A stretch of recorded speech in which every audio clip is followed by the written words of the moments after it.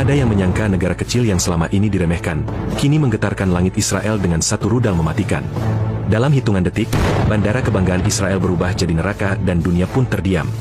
Di tengah langit gelap yang menyelimuti Tel Aviv pada pukul 2.37 dini hari, tak ada yang menyangka bahwa detik-detik sejarah sedang tercetak ulang.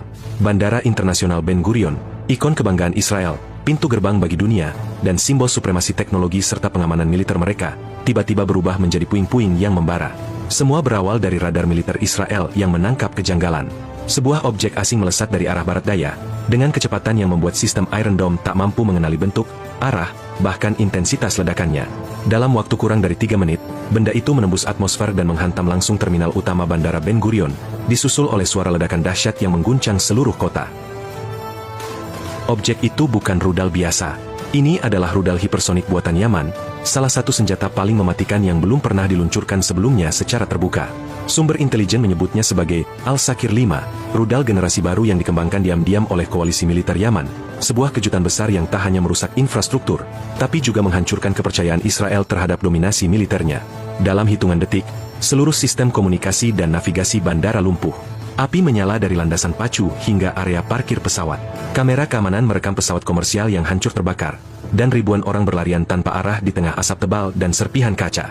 Laporan awal menyebutkan lebih dari 70 korban luka dan 18 orang tewas, termasuk beberapa pilot dan petugas bandara yang tak sempat menyelamatkan diri. Bahkan, 2 pesawat asing yang tengah bersiap lepas landas ikut terkena dampak dan dilaporkan mengalami kerusakan total. Serangan ini tidak hanya mengejutkan masyarakat sipil, tetapi juga mengguncang elit militer dan pemerintahan Israel. Pusat komando segera dinyalakan. Alarm serangan besar dibunyikan di seluruh kota. Tetapi, untuk pertama kalinya dalam sejarah modern Israel, tak ada yang bisa segera menjawab dari mana rudal ini datang, dan bagaimana rudal secepat itu bisa lolos dari seluruh sistem pertahanan canggih mereka. Pertanyaan besar mulai bergema. Apakah ini awal dari babak baru dalam perang teknologi di Timur Tengah? Apakah Yaman, negara yang selama ini dianggap lemah dan porak-poranda oleh perang saudara, telah membalikkan peta kekuatan dunia dengan satu serangan saja? Sementara dunia masih terpaku pada layar berita, satu hal menjadi jelas. Israel baru saja menerima tamparan paling memalukan dalam sejarah militernya, dan mereka belum siap menghadapi apa yang akan terjadi selanjutnya. Pagi harinya, Israel tampak membisu.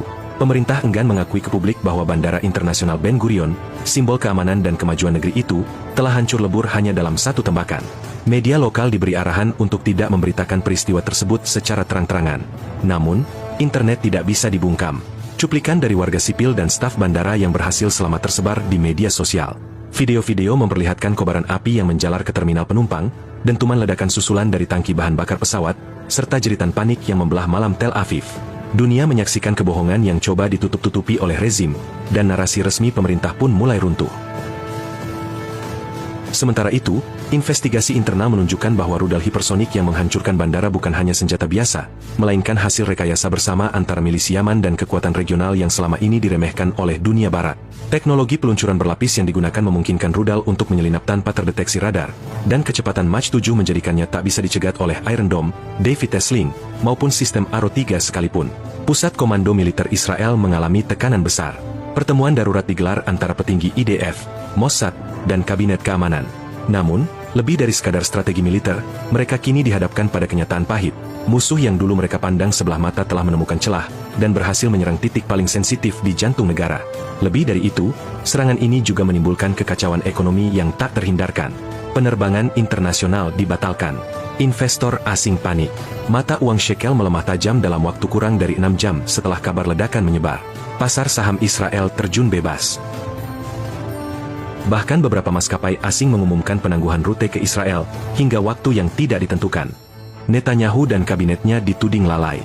Protes mulai muncul di depan gedung parlemen, terutama dari keluarga korban dan warga yang mempertanyakan bagaimana negara dengan sistem pertahanan termahal di Timur Tengah bisa kecolongan sedemikian parah. Namun di balik semua itu, muncul satu pertanyaan yang lebih menakutkan. Jika satu rudal hipersonik saja bisa menghancurkan bandara internasional, apa yang terjadi jika 10 rudal seperti itu diluncurkan bersamaan? Apakah Israel mampu bertahan? Ataukah ini menjadi awal dari keruntuhan dominasi militer mereka di kawasan? Yaman, dalam pernyataan resminya, menyebut serangan ini sebagai peringatan awal. Mereka menyebutnya sebagai tindakan balasan atas penjajahan dan kejahatan kemanusiaan yang selama ini dibiarkan oleh dunia. Tak ada permintaan maaf, tak ada negosiasi, yang ada hanyalah pesan singkat namun tajam. Jika kalian terus membunuh anak-anak kami, maka kami akan membakar pusat-pusat kalian. Dunia kini menahan napas. Karena jelas, serangan ke Bandara Ben Gurion bukan akhir, tetapi permulaan. Hari ketiga pasca serangan, Bandara Internasional Ben Gurion masih tertutup. Puing-puing hangus berserakan. Asap tipis masih mengepul dari bangkai pesawat yang tak sempat diselamatkan. Israel, negara yang selama ini dikenal angkuh dengan supremasi udaranya, kini menunduk dalam ketakutan. Dari luar, dunia mulai bertanya-tanya, bagaimana mungkin sebuah negara dengan aliansi militer terkuat di Timur Tengah, dengan dukungan teknologi intelijen Amerika Serikat, bisa diserang sedemikian presisi oleh negara yang selama ini diblokade dan dihina? Jawabannya perlahan-lahan terungkap. Dalam penyelidikan yang bocor ke media, ditemukan bahwa sistem pertahanan udara Israel telah dikelabui oleh teknologi kamuflase elektromagnetik, sebuah metode yang digunakan dalam rudal hipersonik Al-Sakir 5 buatan Yaman. Rudal itu mampu menghapus jejak panas dan suara hingga detik terakhir sebelum menyentuh target. Lebih dari itu, intelijen Mossad menemukan fakta mengejutkan. Rudal itu tidak diluncurkan langsung dari Yaman, melainkan dari sebuah kapal selam tanpa awak di Laut Merah. Artinya, musuh kini bisa menyerang dari jarak dekat, tanpa harus masuk ke wilayah udara Israel. Sebuah dokumen rahasia bocor, mengungkap bahwa Israel telah meminta bantuan pertahanan tambahan dari Amerika Serikat.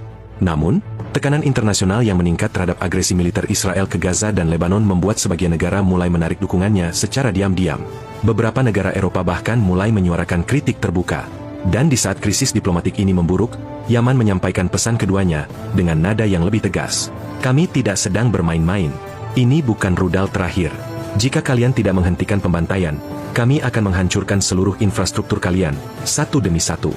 Sontak, pernyataan ini mengguncang Tel Aviv hingga Washington. Para analis militer mulai membandingkan kejadian ini dengan serangan ke Pearl Harbor, bukan dari sisi jumlah korban, tapi dari guncangan mental dan geopolitik yang ditimbulkan.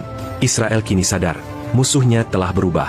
Ini bukan lagi kelompok gerilya atau milisi jalanan, tapi kekuatan yang memahami taktik modern, teknologi senjata canggih, dan punya tekad membalas dendam dengan presisi. Di tengah reruntuhan bandara, warga sipil Israel mulai merasa ketakutan yang selama ini hanya dirasakan rakyat Gaza, Yaman, dan Lebanon. Ketika langit tak lagi aman, dan pemerintah tak lagi mampu melindungi, rakyat mulai mempertanyakan segalanya. Mereka mulai sadar, dominasi bukanlah perlindungan, dan kekuasaan bukanlah ketenangan. Serangan rudal hipersonik ke Bandara Ben Gurion menjadi simbol dari keretakan total sistem keamanan Israel.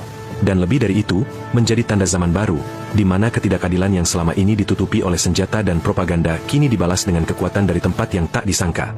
Dunia menyaksikan, sejarah mencatat, dan Israel, untuk pertama kalinya dalam sejarah modernnya, terpaksa belajar arti rasa takut.